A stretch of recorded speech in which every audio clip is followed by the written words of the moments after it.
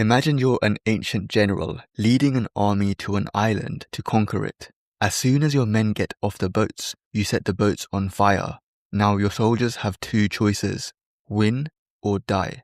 There is no, let's go home and try again next year. The phrase burn the boats comes from Hernan Cortés in 1519, who upon arriving in Mexico ordered his ships destroyed so his men had no way home. Historians debate whether they were burned or scuttled, but the outcome was the same.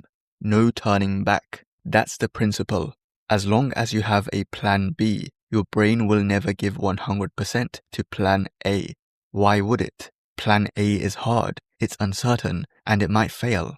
As long as the boat back to your comfortable old life is sitting in the harbour, part of your brain is always looking at it. Burning the boat means cutting off the retreat so that forward is the only direction left. Whenever someone says they can't afford to do something, if you put a gun to that same person's head and told them they needed that exact amount of money by 5 p.m. or it's over, guess what? They would find it. They would sell their clothes. They would call that uncle they haven't spoken to in 10 years. They would scrub floors. Did they get any smarter or luckier? No. They just lost the option to say no. When retreat isn't available, it changes everything about how hard you're willing to work and how creative you're willing to get. That's what burning the boats does. The boat you burn has to be one your lazy self would want to take. If you quit a hobby you didn't like anyway, that's not burning a boat. In practice, this looks like quitting the job before the business is ready, moving to a new city before you have it all figured out, making a commitment so public and so tied to your identity that backing out would cost you something you can't get back. It turns I want to into I have to.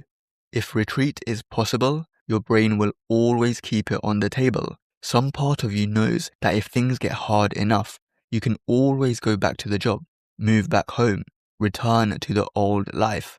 And as long as that's true, you're never fully committed to moving forward.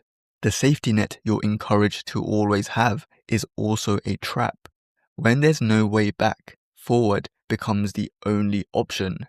One thing worth clarifying is that burning the boats means eliminating the option to retreat to your old life, not eliminating every resource you have to move forward.